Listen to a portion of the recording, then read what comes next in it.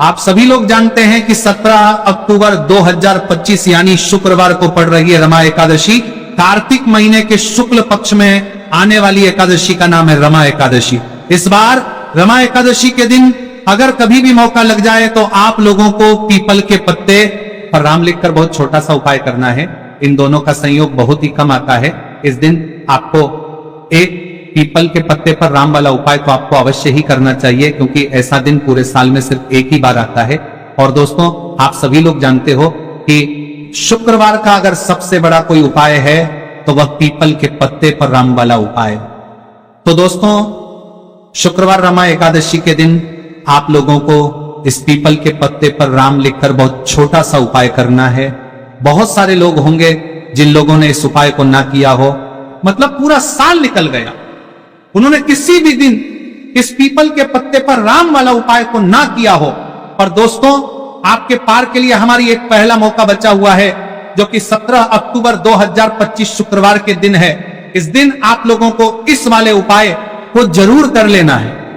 भले ही आपने पूरे भरे इस उपाय को ना किया हो, पर अगर आपने इस कार्तिक माह के शुक्रवार के दिन अगर इस वाले उपाय को करते पान को छत्र के साथ लिया, तो आपको इस उपाय को करने का वह फल मिलेगा जिसकी आपने कभी कल्पना भी नहीं करी होगी। इसीलिए आप लोग इस वाले उपाय को एक प्रातः के बाद जरूर कर लेना है, ताकि आप लोगों के हाथ से यह मौका ना जा सके और आपको इस उपाय को करने का फल मिल सके। दोस्तों, यह उपाय पंडित जी ने अपनी अभी की ही श्री शिव महापुराण की कथा में बताया है जी। इस उपाय को आज हम आपको बहुत अच्छे से समझाने वाले हैं। इस वीडियो को देखने के बाद इस उपाय को समझने के लिए आपको कोई और वीडियो को देखने की जरूरत नहीं पड़ेगी। तो चलिए दोस्तों, उपाय को शुरू करते हैं। देखिए, इस कार्तिक माह के शुक्रवार रमा एकादशी के दिन यह इतना खास होता है, इतना महत्वपूर्ण होता है। देखा गया है कभी कभी बड़े बड़े पूजा पाठ अनुष्ठान से जो मनोकामना पूर्ण नहीं होते, कार्तिक माह के शुक्रवार रमा एकादशी के दिन एक छोटे से उपाय करने से ही आपकी मनोकामना पूर्ण हो जाती है। और बहुत सारे लोगों ने इस उपाय को किया भी है और उनको इस उपाय को करने का फल भी जरूर मिला है। अगर आप लोग भी इस उपाय को करना चाहते हैं, तो आप इस उपाय को करना चाहते हैं तो पहले अच्छे से समझ लेना, सुन लेना, उसके बाद करना। आपको इस उपाय का फल जरूर मिलेगा। और इस उपाय को कर लेने से आपके घर में चाहे किसी भी प्रकार की दुख और समस्या क्यों ना चल रही हो, आपको उसका कारण भी नहीं पता है कि भाई ये समस्या किस कारण से चल रही है, उसका कुछ भी कारण हो सकता है। जैसे पितृदोष हो सकता है या किसी भी तरह का मंगल दोष भी हो सकता है। तो इस दिन आप लोगों को ये वाला उपाय कर लेना है। ये एक ऐसा उपाय है जिस उपाय को अगर किस विशेष दिन पर किया जाए तो भाई उस विशेष दिन का जो है वह तो हमें मिलता ही मिलता है। पर हमने उस दिन पर इस उपाय को किया है तो हमें उससे भी बड़ा फल मिलता है, और फल बहुत जल्दी मिलता है, क्योंकि आप इस उपाय को बहुत ही बड़े और विशेष दिन पर कर रहे हो। तो चलिए अब उपाय के बारे में बात करते हैं। लेकिन उससे पहले आप लोगों को यह जानना आवश्यक है कि आखिर यह उपाय किस समय करना है, किसको करना है और कैसे करना है। तो चलिए हम आगे आपको वीडियो में एक एक करके बता देते हैं। लेकिन उससे पहले अगर आप लोग हमारे चैनल पर पहली बार आए हैं या फिर मेरी आवाज आज पहली बार सुन रहे हैं, तो हमारे चैनल को सब्सक्राइब जरूर कर लेना और इस वीडियो को लाइक करके कमेंट बॉक्स में श्री शिवाय नमस्तुभ्ये ओम नमः शिवाय जरूर टाइप कर देना। तो दोस्तों, इस पीपल के पत्ते पर राम वाला उपाय को हमें इस शुक्रवार के दिन कैसे करना है, किसको करना है, किस समय करना है और कहां पर करना है, ये सारे सवालों के जवाब आपको इस वीडियो में मिल जाएंगे। और जो ये वीडियो देखेगा भाई, उसको पीपल के पत्ते पर राम वाला उपाय जरूर करना चाहिए, क्योंकि इस दिन पीपल के पत्ते का भी बहुत ही बड़ा और विशेष महत्व होता है। पीपल के पत्ते पर राम वाला उपाय की तो यह सोने पर सुहागा वाली बात हो जाती है और यह एक बहुत ही बड़ा उपाय हो जाता है शुक्रवार का। तो अब दोस्तों, इस पीपल के पत्ते पर राम वाला उपाय को आखिर करना किसको है, सबसे पहले हम लोग वो बात जान लेते हैं। तो देखो, घर की जो बड़ी माताएं बहनें होती हैं, उन माताओं बहनों में से कोई भी एक बड़ी माता बहन इस वाले उपाय को कर सकती है। और दोस्तों, अगर आप चाहे तो अपने घर में से सभी सदस्यों को भी इस उपाय को करवा सकती है। अगर किसी व्यक्ति की खुद की कोई मनोकामना है, खुद की कोई दुख और परेशानी है जो कि वह अपने लिए ही करना चाहता है, इस वाले उपाय को तो वह खुद अपने लिए भी कर सकता है। बाकी अगर कोई घर में से ऐसा है जो कि अपने पूरे घर परिवार की सुख और शांति के लिए ये वाला उपाय करना चाहता, तो भाई वो भी कर सकता है, उसमें भी कोई दिक्कत वाली बात नहीं है। कहने का मतलब यह है कि इस उपाय को हर एक सदस्य भी कर सकता है और पूरे घर परिवार के सदस्य के लिए घर की बड़ी माताओं बहनों में से कोई एक माता बहन भी कर सकता है। माताएं बहनें अगर घर में उपस्थित ना हो या वहां ये वाला उपाय ना कर पा रही हो, तो फिर घर का कोई बड़ा सदस्य भी इस पीपल के पत्ते पर राम वाला उपाय को कर सकता है, चाहे फिर वह पुरुष ही क्यों ना हो, उसमें कोई भी दिक्कत वाली बात नहीं है। उसके बाद सदस्य भी पत्ते पर राम वाला उपाय को कर सकता है। बाद में दोस्तों जो अगला प्रश्न निकल कर आता है वही आता है इस उपाय को लेकर कि आखिर इस उपाय को हमें किस समय करना है, सुबह के समय करना है कि शाम के समय करना है। तो देखो, इस वाले उपाय को आप लोग सुबह के समय भी कर सकते हो और शाम के समय प्रदोष काल में भी कर सकते हो। अब अगर आप पूछो कि भाई साहब सबसे उत्तम समय कौन रहेगा इस पीपल के पत्ते पर राम वाला उपाय को करने का, तो हम आपसे बस यही कहेंगे कि इस उपाय को आप सुबह के समय करेंगे तो ज्यादा बेहतर होगा। बाकी अगर प्रदोष काल शाम के समय भी करेंगे तो भी अच्छा होगा, उसमें कोई भी दिक्कत वाली बात नहीं है।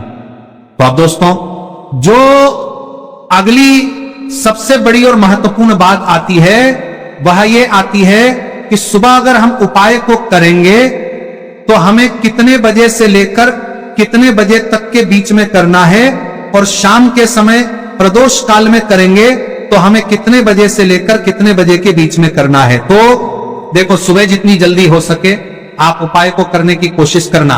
बाकी अगर किसी कारणवश लेट भी हो जाओ, थोड़ी देर भी हो आए, तो 10 या 11 बजे तक भी आप उपाय कर लेना, पर 12 बजे से ज्यादा देरी ना हो, ठीक है, इस बात का ध्यान रखना। उसके बाद में दोस्तों अगर शाम के समय प्रदोष काल की बात करें, प्रदोष काल का जो समय है होता है वह शाम के 6 बजे से शुरू हो जाता है। मतलब शाम के 6 बजे से लेकर 7:00 बजे के बीच का जो समय होता है, यह समय प्रदोष काल का समय होता है। तो आप इस उपाय को 7 या 8 बजे के बीच में भी कर सकते हो। मतलब शाम के 6 बजे से रात 8:00 बजे के बीच में आप कभी भी इस वाले उपाय को कर सकते हो, उसमें कोई भी दिक्कत वाली बात नहीं है। हमें किसी भी दिन आपको पीपल के पत्ते पर राम लिखकर बहुत छोटा सा उपाय करना है। ऐसा समझ लीजिए जितने भी आपके शत्रु हैं, जो भी आपके विरोधी हैं, दुश्मन हैं, जो आपको हर तरफ से परेशान कर रहे हैं, अब उन शत्रुओं की अकड़ निकलेगी। शत्रु का किया कराया भी तुरंत हट जाएगा जब शुक्रवार में आप इस छोटे से उपाय को करेंगे। तो देखिए, आज की वीडियो विशेषकर उन लोगों के लिए ही है जो अपने जीवन में शत्रुओं से और दुश्मन से बहुत ज्यादा परेशान हो चुके हैं। देखिए, जगत जननी मां जगदंबा का हम शुक्रवार में पूजन करते हैं और उनसे जुड़े हुए उपाय करते हैं। साथ ही साथ आपको बता दें कि शुक्रवार में संकट मोचन हनुमान जी का पूजन करने से और उनसे जुड़े हुए कुछ उपाय करने से जीवन के बड़े से बड़े कष्ट भी क्षण भर में दूर हो जाते हैं। तब बहुत कम समय में आपके शत्रु और आपके विरोधी आपके जीवन से दूर हो जाएंगे। आपके दुश्मन लाख कोशिश करने के बाद भी आपका बाल भी बांका नहीं कर पाएंगे। अगर आप शुक्रवार में इस परेशानों के जीवन के पार की बीच ना छोटे से उपाय को कर लेते हैं। अब देखिए, आज का जो समय है यह कलयुग का समय है, और कलयुग के एकमात्र देवता जो अपने भक्तों के जीवन से सारे कष्टों को दूर कर देते हैं वह स्वयं है संकट मोचन हनुमान जी। और संकट मोचन हनुमान जी का पूजन अगर आप शुक्रवार में करते हैं और उनसे जुड़ा हुआ यह छोटा सा उपाय अगर आप शुक्रवार में किसी भी दिन कर लेते हैं, तो ऐसा समझ लीजिए आपके जो शत्रु हैं, आपके जो विरोधी, आपके जो दुश्मन हैं, ये किसी भी तरह से आपको परेशान करने का प्रयास कर ले। आपका बाल भी नहीं है, अब तक परिवार के जो आपका बाल भी नहीं है, आपके जो नाक और आपका हर भी नाक और आप पाएंगे आएंगे। दूसरी चीज, अगर आपके शत्रु ने आपके ऊपर कोई भी तंत्र मंत्र करवा रखा है, कोई भी जादू टोना, कोई भी ब्लैक मैजिक आपके ऊपर करवा दिया है या करवाने का प्रयास कर रहे हैं, ऐसा समझ लीजिए वो किया कराया आप तक पहुंचेगा ही नहीं। और अगर आप तक पहुंचेगा, आपके बात करते गया है, कोई भी ब्लैक मैजिक तुरंत हट जाएगा जब आप इस छोटे से उपाय को शुक्रवार में करेंगे। देखिए, उपाय का रहेंगे छोटा है लेकिन बहुत महादिव्य चमत्कारी है। मतलब उपाय को करने में ना तो आपका ज्यादा समय जाएगा, ना ही इसमें आपके ज्यादा पैसे लगने वाले हैं। और ऐसा समझ लीजिए कि एक बार ही अगर आपने इस उपाय को शुक्रवार में कर लिया तो इसका महादिव्य चमत्कार आप खुद देख लेंगे। तो शुक्रवार के जो 9 दिन होते हैं ये बहुत ही सिद्ध दिन होते हैं। मतलब शुक्रवार के दिनों में 9 माता रानी हमारे घरों में आती हैं, अपने भक्तों के जीवन से कष्टों को दूर करती हैं। साथ ही साथ आपको बता दें कि शुक्रवार के टाइम पर जब भी आप संकट मोचन हनुमान जी के उपाय करते हैं तो मां दुर्गा की आपको असीम और विशेष कृपा मिलती है। मां दुर्गा आपसे बहुत जल्दी प्रसन्न होती है और आपके सारे संकटों को वह दूर कर देती है। तो पीपल के पत्ते में और पीपल के पेड़ में होता है देवी देवताओं का वास। पीपल के पेड़ में श्री हरि विष्णु साक्षात मां लक्ष्मी वास करती हैं। पीपल के देव में हमारे पितरों का वास होता है। पीपल का जो पेड़ होता है इसका पूजन करने से शनिदेव की कृपा, उनका आशीर्वाद मिलता है। और पीपल का पत्ता जो है इसका उपाय शुक्रवार में करने से व्यक्ति के जीवन से बड़े संकट और कष्ट दूर हो जाते हैं, जिसमें कि शत्रु और आपके दुश्मन जो हैं ये पूरी तरह परास्त हो जाएंगे, चारों खाने चित्त हो जाएंगे और कभी भी आपका कुछ नहीं बिगाड़ पाएंगे। अगर ये उपाय आप करते हैं तो देखिए ये उपाय स्त्रियां भी कर सकती हैं, पुरुष भी कर सकते हैं। किसी भी दिन आप करते हैं इस उपाय को कर सकते हैं, ठीक है ना। इसमें दिन आपको नहीं देखना है कि किस दिन करें, जिस दिन आप चाहा उस दिन इस उपाय को आप कर सकते हैं। तो शुक्रवार के दिन आपको पीपल का पत्ता तोड़ना नहीं है, उससे एक दिन पहले ही तोड़कर आप पीपल का पत्ता ले आए, या गिरा हुआ जो पत्ता होता है पीपल का वो आप ले लें, ठीक है ना। बस इस चीज का आपको ध्यान रखना है कि सोमवारी के दिन पीपल के पेड़ से कोई भी पत्ता हम नहीं तोड़ते। इस चीज का आपको विशेष ध्यान रखना है। तो आपको लेना है पीपल का एक पत्ता और शुद्ध जल से उसे साफ कर लेंगे पहले, जिससे कि धूल मिट्टी अगर पीपल के पेड़ देने वहां और पीपल के पेड़ पर पत्ते पर हो तो वह हट जाए। फिर गंगा जल का थोड़ा सा छिड़काव और एक कोई भी आपको लेनी है मिठाई में यहां पर आप बूंदी का प्रसाद ले सकते हैं, बेसन का लड्डू ले सकते हैं, और अगर आप इमरती ले लेते हैं तो यह और भी उत्तम है। देखिए इमरती का जो भोग होता है यह संकट मोचन हनुमान जी को बहुत ज्यादा प्रिय है। अब ये सारी चीजें लेकर आपको जाना है संकट मोचन हनुमान जी के मंदिर में।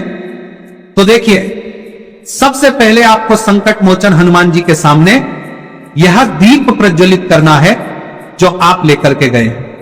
क्या ये आपने चमेली के तेल का दीपक तैयार करा है या सरसों के पहले दीपक आप जला देंगे और दीप जलाने के बाद आपको जो पीपल का पत्ता आप लेकर के गए थे वो पत्ता आपको संकट मोचन हनुमान जी को अर्पित करना है, चढ़ाना है।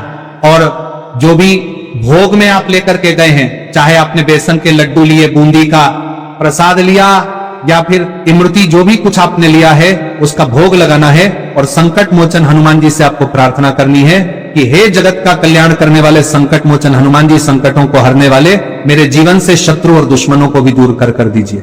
शत्रु का किया करा या तंत्र मंत्र सब कुछ हट जाए, ऐसी कृपा मुझ पर कीजिए। इस तरह से आपको प्रार्थना करनी है और 108 बार जय श्री राम, जय सीताराम, जय श्री राम, जय सीताराम, जय श्री राम, जय सीताराम, इस तरह से आपको जयकारा लगाना है। क्योंकि भगवान राम का नाम संकट मोचन, हनुमान जी को सबसे ज्यादा प्रिय जय श्री राम, जय श्री राम। तो जयकारा लगा देंगे। और देखिए अगर एक बार हनुमान चालीसा पढ़ पाए तो आप एक बार हनुमान चालीसा ऐसा जरूर पढ़े, ठीक है ना। ज्यादा बार नहीं तो एक बार जरूर पढ़े। जयकारा तो आपको बिल्कुल से लगाना है। और इस छोटे से उपाय को किसी भी दिन कर लीजिए, सुबह कर लीजिए, शाम को कर लीजिए, और किसी भी दिन, जैसे शुक्रवार की तिथि जो होती है ना, ये बहुत बड़ी होती है, आप उस दिन भी इस उपाय को कर सकते हैं। जरूर से करें। शत्रुओं और दुश्मन आपके जो विरोधी हैं ये पूरी तरह चारों खाने चित हो जाएंगे और आपका बाल भी वहां का नहीं कर पाएंगे। तो देखिए इस उपाय को आप 9 दिन भी कर सकते हैं, 2-3 बार भी कर सकते हैं। अगर आप ज्यादा बार नहीं कर पा रहे हैं तो एक बार आपको इस उपाय को जरूर से करना चाहिए। तो देखिए, इस उपाय को करने से जो आपके सामने शत्रु हैं वह भी परास्त हो जाएंगे। जो पीठ पीछे वार करते हैं, पीठ पीछे तंत्र मंत्री में करवाते हैं, है वह शत्रु भी चारों खाने चित हो जाएंगे। बस छोटा सा उपाय है, जरूर करें। तो देखिए, अब बात कर लेते हैं अपने बहुत छोटे से उपाय की, जिसे शुक्रवार में करने से आपकी हर मनोकामना पूरी हो जाती है। यह उपाय आप अपने घर पर ही कर सकते हैं। कहीं जाने की आवश्यकता नहीं है। कोई भी ऐसी विश जो बहुत लंबे समय से अधूरी है, पूरी नहीं हो रही है, या धन को लेकर आप बहुत परेशान हैं, या घर में संकट कष्ट बहुत आते हैं, बीमारियां बहुत आती हैं, तो एक लाल पुष्प जैसे कि गुलाब का फूल भी लाल होता है, आप जरूर से अपने घर के मंदिर में मां दुर्गा को अर्पित करें और एक देसी घी का दीपक लाल आती का जलाकर मां का पूजन करें। शुक्रवार में अगर लाल रंग से जुड़ा हुआ यह उपाय आप करते हैं, आपकी सारी मनोरथ, सारी मनोकामनाएं मां पूरा कर देंगे, क्योंकि लाल रंग मां दुर्गा को बहुत प्रिय है। लाल पुष्प और लाल रंग की बाती का दीपक आपकी बड़ी से बड़ी मनोकामना को भी पूरा कर देगा। शुक्रवार में यह उपाय आप किसी भी दिन कर सकते हैं। दूसरे उपाय कि हल्दी वाला जल आपको अपने घर में किस जगह पर डालना है और उपाय को कैसे करना है और कैसे यह हल्दी वाला जल दे। कार्तिक माह का शुक्रवार रमा एकादशी के दिन जब आप अपने घर में डालते हैं, छीनते हैं, उपाय को करते हैं, तो सीधे सीधे मां लक्ष्मी आपसे प्रसन्न होकर आपके घर में आती हैं और श्री हरि विष्णु के साथ आती है। स्थिर लक्ष्मी का आपके घर में वास होता है। कहने का मतलब है कि फिर कभी भी मां लक्ष्मी आपके घर को छोड़कर नहीं जाती है। जो लोग कहते हैं कि हमारे घर में धन तो आता है लेकिन चला जाता है लेकिन फिजूल खर्ची बहुत है। धन तो घर में आता है लेकिन तिजोरी कभी धन से भरी नहीं रहती है, खाल की हो जाती है। तो 90% लोग ऐसे होते हैं जिनके जीवन में यह समस्या होती है कि हमारे घर में स्थिर लक्ष्मी का वास नहीं है।